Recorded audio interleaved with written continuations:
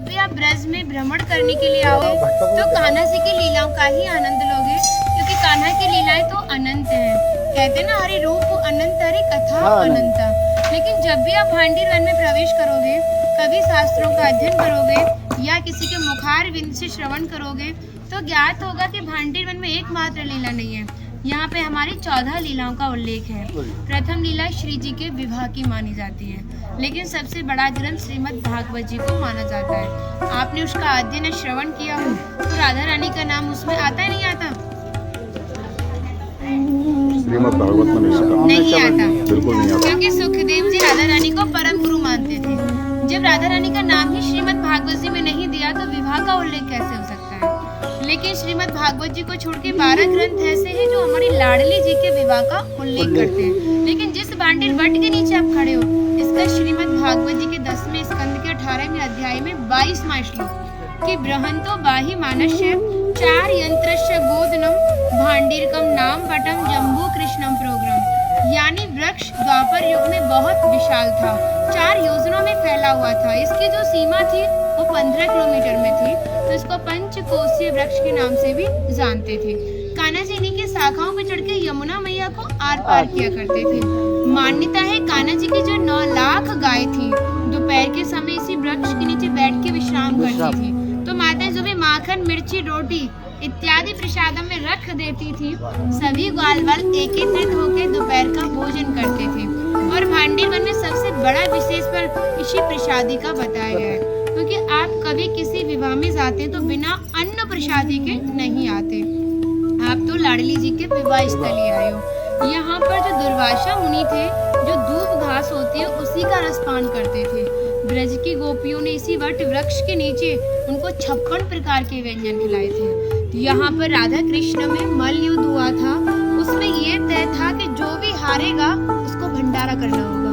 तो जब हमारे कान्हा जी हार गए थे तो ग्वाल बालों के साथ मिलके यहाँ पे भंडारा किया, उसी के नाम पर इसका नाम भांडीर वन पड़ा।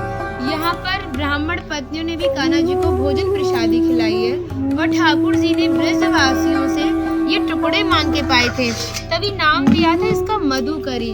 मांग के पाना मतलब मधुकरी। तभी शास्त्रों में ब्रजवासियों को अपना हृदय बताया और कहा कि जब तक ब्रजवासी की कृपा नहीं होगी, ठाकुर जी की कृपा बहुत दूर की बात है। यानी सर्वप्रथम ब्रजवासी की कृपा होना बहुत जरूरी है, जब ही हमारे ठाकुर जी हमारे ऊपर कृपा करते हैं। हमारी राधा रानी ने स्कंद पुराण में इस स्थान के बारे में ये कहा था कि जो भी गुप्त वृंदावन आएगा वो मोक्ष को प्राप्त होगा। यानी भांडीर वन को ही उन्होंने गुप्त वृंदावन कह के संबोधित किया। तो कान्हा बोले, तुम इतनी बड़ी बात को कह रही हो, लोग पाप करेंगे और सीधे दौड़े भांडीर वन चले जाएंगे, क्योंकि आपने तो मोक्ष धाम ही भांडीर वन को कह दिया। तब हमारी लाडली जी ने कहा, नहीं कान्हा, मैं जिस पर विशेष कृपा करूंगी, जिसके प्रति मेरी भक्ति भाव दोनों सच्चे हैं और भक्त मेरी शादी में उपस्थित है। यानी आज से 5500 वर्ष पूर्व आप इस स्थान पर थे। मनुष्य तो कोई था नहीं, तो अपने आप को कीड़े मकोड़े, घास फूस पतझड़ इत्यादि अपने आप को मान सकते हो। जो भक्त उनकी शादी में उपस्थित था वो भक्त कई बार वृंदावन आएगा, जब जाके गुप्त वृंदावन आएगा, और डायरेक्टली नहीं, किसी न किसी के माध्यम से। इस स्थान तक पहुंचने के लिए माध्यम का होना बहुत जरूरी है, और सारा श्रेय भी माध्यम को जाता है, क्योंकि माध्यम ही हमें ऐसे दिव्य स्थान पर पहुंचाता है। और जो भी भक्त भांडीर वन में प्रवेश करेगा, प्रवेश करने से जो कान्हा ने 14 लीला भांडीर वन के अंदर की हैं, उनके दर्शन मात्र का फल प्राप्त होगा। और जो भी यहाँ की किनका प्रसादी पाएगा और एक रात्रि निवास करेगा, वो इस ब्रज गौलोक धाम से वैकुंठ गौलोक धाम को जाएगा, क्योंकि जो हमारे ठाकुर जी ने गौलोक धाम को इस 84 कोस में ही बांटा है। आप यहाँ पे जो भी दर्शन करोगे वो प्रकृति की देन के हिसाब से और मानव निर्मित दर्शन है, लेकिन आप गौलोक धाम में जो भी दर्शन करोगे वो ठाकुर जी के हिसाब से है। जैसे गर्ग संहिता के 6वें अध्याय का नाम है गौलोक खंड, आप उसका अध्ययन करोगे तो भांडीर वट का एक दिव्य वर्णन का अध्ययन करोगे।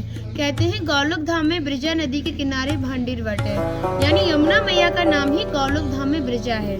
तो यहाँ पर भी आप एक भांडीर वट के दर्शन कर रहे हो। कहते हैं लोकनाथ प्रभु जी ने कहा है कि अगर भक्त इस भांडीर वट का दर्शन कर ले, दर्शन मात्र से, स्पर्श की तो बात बहुत दूर की बात है, दर्शन मात्र से ही उसे दोबारा गर्भ में जाना नहीं पड़ता। यानी भक्त 84 लाख योनियों से मुक्त होकर मोक्ष को प्राप्त करता है। बोलो राधे राधे। की जय। माता जी के नाम